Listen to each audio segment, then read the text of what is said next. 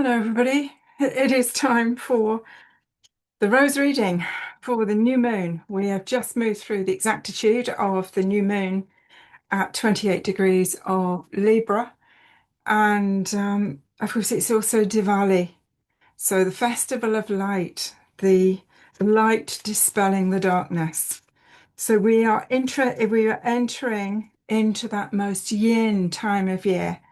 So we can feel the energy changing. We can see the trees here in the northern hemisphere changing, and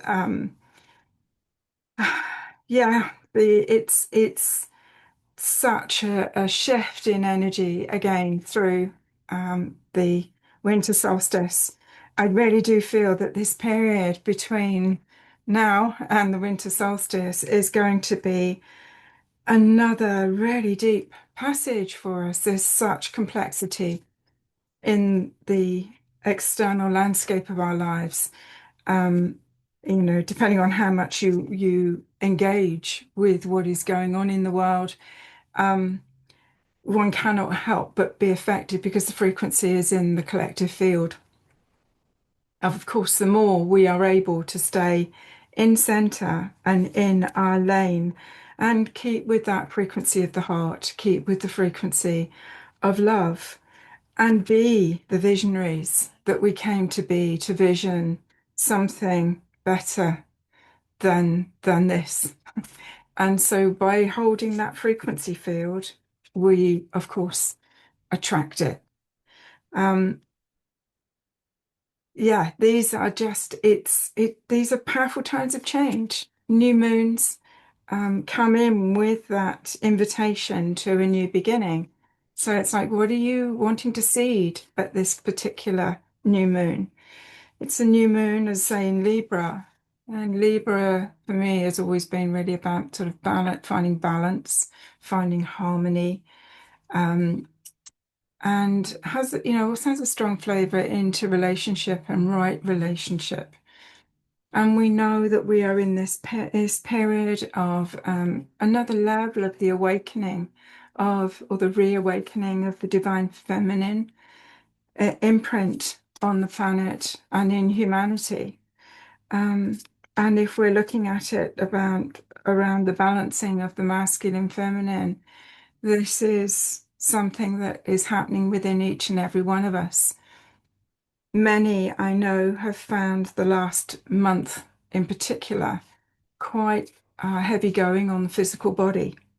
And it does feel like going through this portal of Libra that we're also entering a place of having to deal with any emotional storylines that are still held within our inner cellular structure of the body.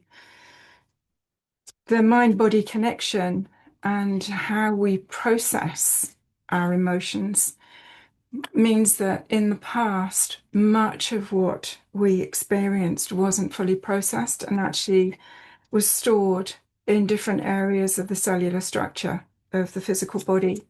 And I really feel that as we are clearing up, we are polishing the diamond of the heart.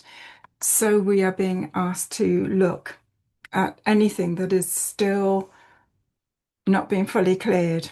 If we are here to bring in these higher keys and codes of light, then anything that is residual is bringing our attention to be fully present. And I think probably fully present to emotional things in a way that we perhaps have never allowed ourselves to be.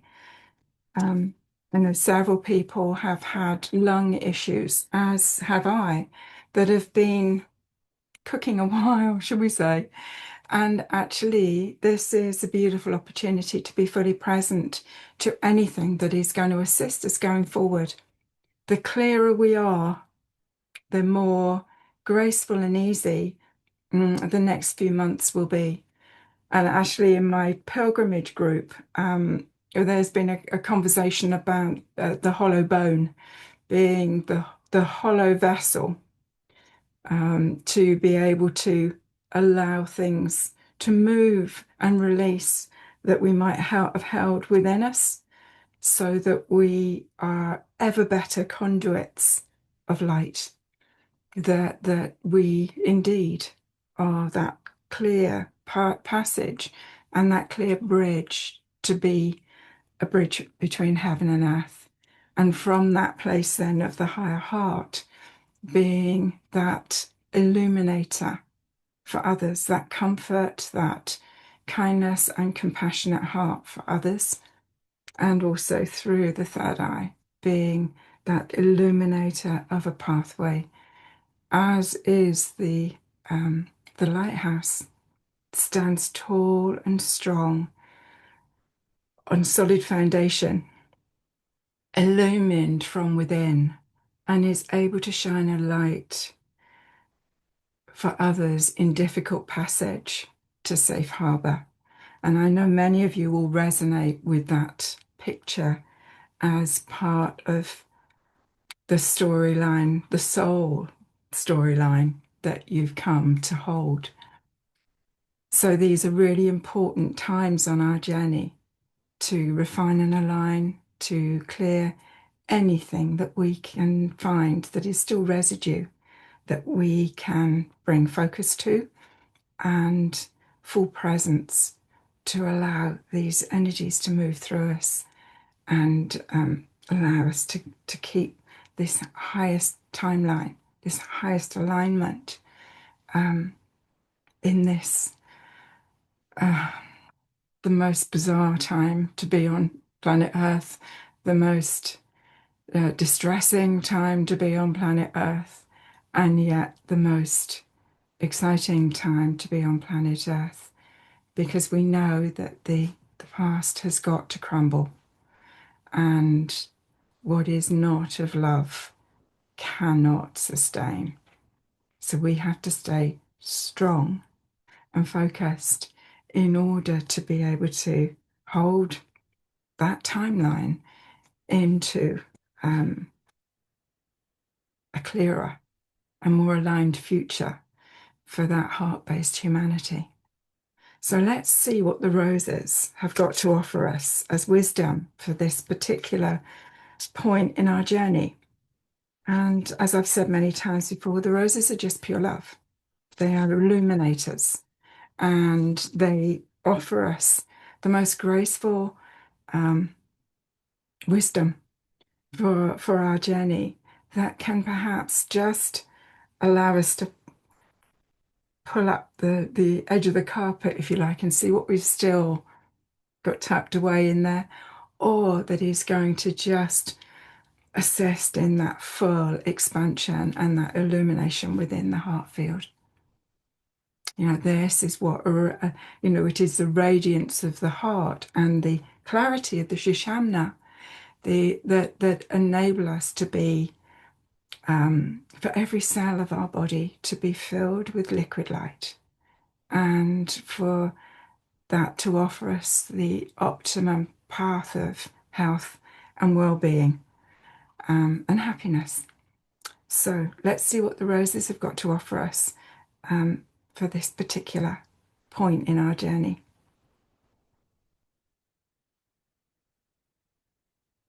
Rose Ma 11, Mother of the Rose 11. And it's interesting, this rose has got a very strong connection to swan energy. And she says, I am protector. It is when I can hold that sense of pure heart, that sense of pure love within me, that I, nothing can influence, nothing can dismantle this frequency field, and therefore I am both a protector for my own field, but I am able to be that for others. And for us as women, we are protectors of our children, are protectors of our family. Although protector is often seen as the masculine aspect, but actually that has a different dimension to it. It's much more of a physical protection.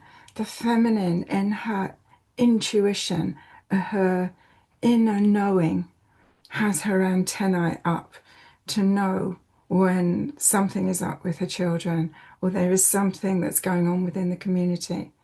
She has a bigger field of protective energy. So this rose is just a real beauty for her to come up in this reading today. And interestingly, this rose has and the connection to the swan has got a strong connection to me with my father, and was one of the big signification points in the scattering of his ashes in 2013. Or when, as I stood with my family, I was the last one that was given the ashes to scatter in the vessel that they were in.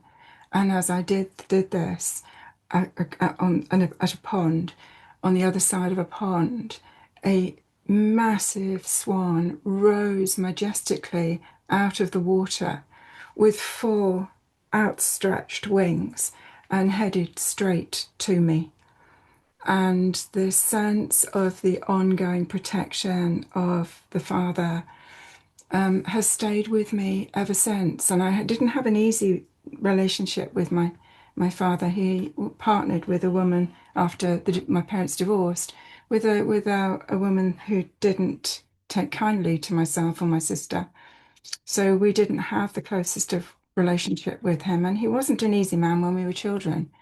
But I came to fully resonate and connect with him at that point. And very curiously, those of you that are listening to this and that are on the newsletter will also know that I am, after 25 years, choosing to let go of the name Humby, which was my married name, and to retake the name of my father's family, and obviously my birth name, as my name going forward. And so it's really interesting for me that this particular card has come up in the first of our look-see today to see what the roses might have to offer. So here she is. She's reminding us of the power of the feminine to be a protector through her psychic power and also her awareness.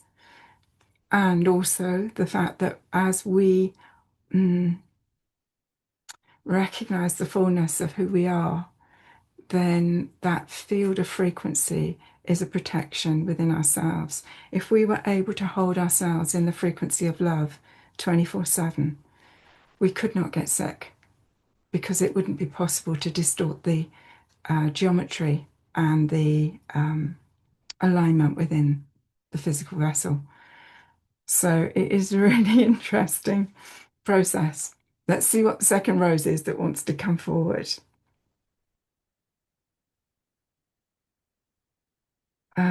Yeah.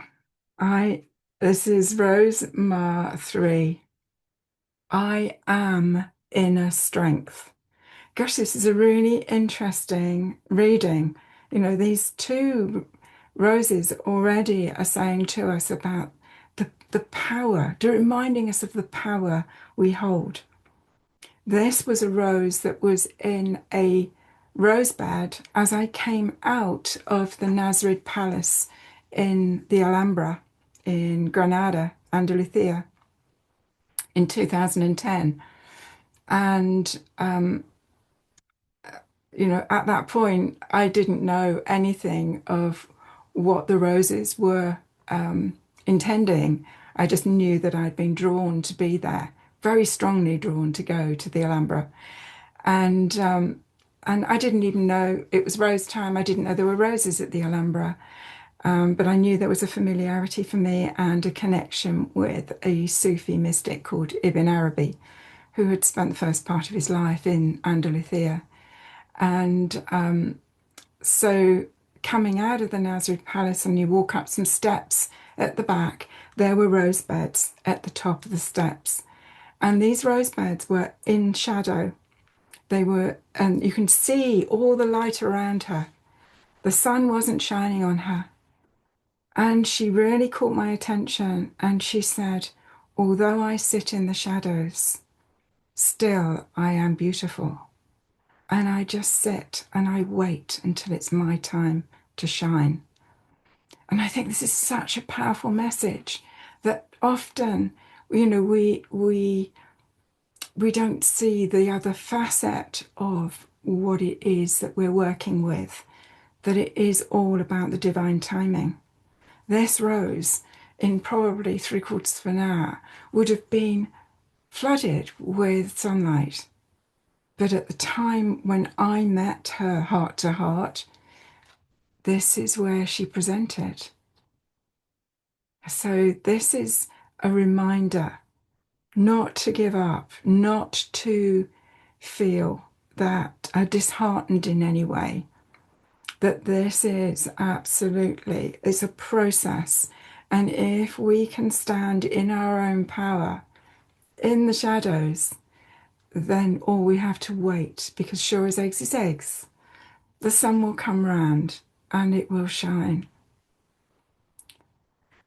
So let's see what the third rose is that wants to come into the grouping today and look and offer us rosy wisdom for this particular point, and particularly in this next couple of weeks. And say, do give thought to what it is that you want to seed into this new fertile energy of this new moon. What is wanting to be planted in the darkness, and that will be ready to start this process of growth and blooming.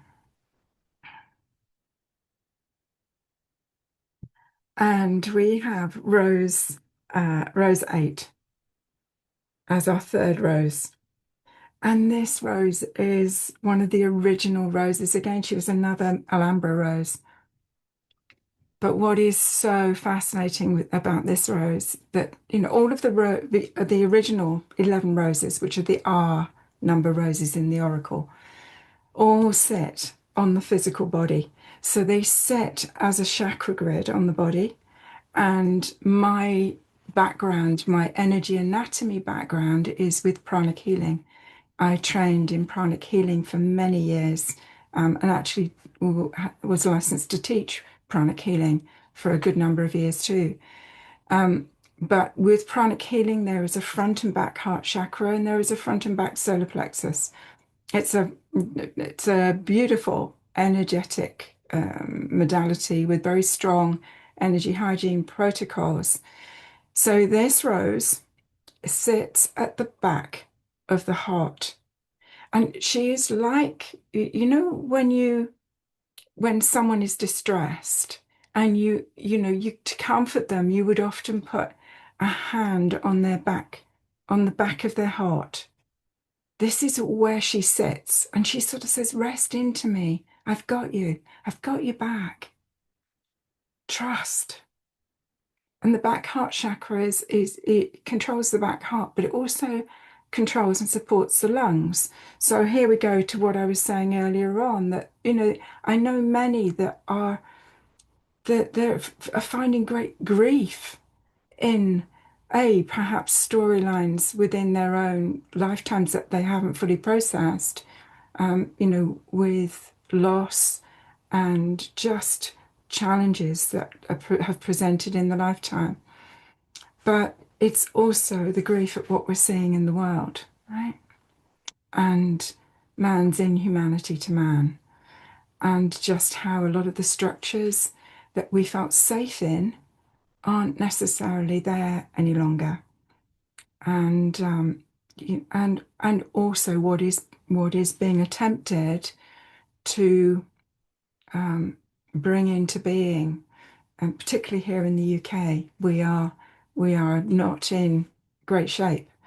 But this rose is really speaking to the strength of the back heart chakra, and the fact that we just need to rest into our backs I think it was something that Stephen Russell, the barefoot doctor, often used to speak about, that, to allow um, your focus and your attention to pull into the back of the body. And of course, that's the spine, that's the staff. If we're looking at the staff and the chalice, it's the staff that is the strength of the spine. So this rose is really cool. I mean, she's like coral. And also, if you look very closely, there is a cloaked Mary here that is right at the entrance to the Holy of Holies, the the heart of the rose, her sacred heart.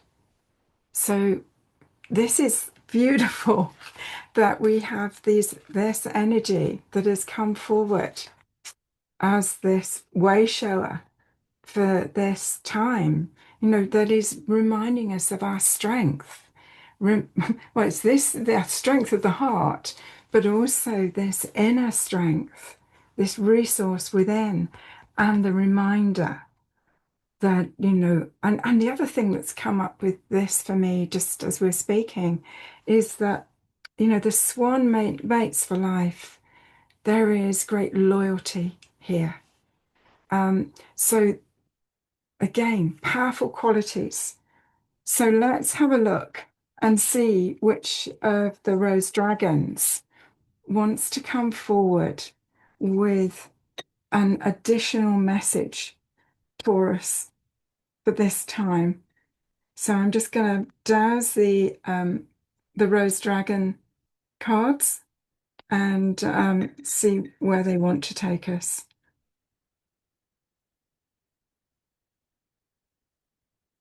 I wonder which one is going to want to come and be with these.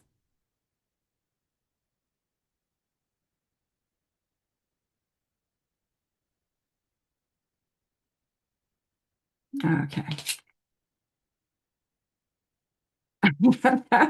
Oh my goodness. So we've got Celestial Rose Dragon 11.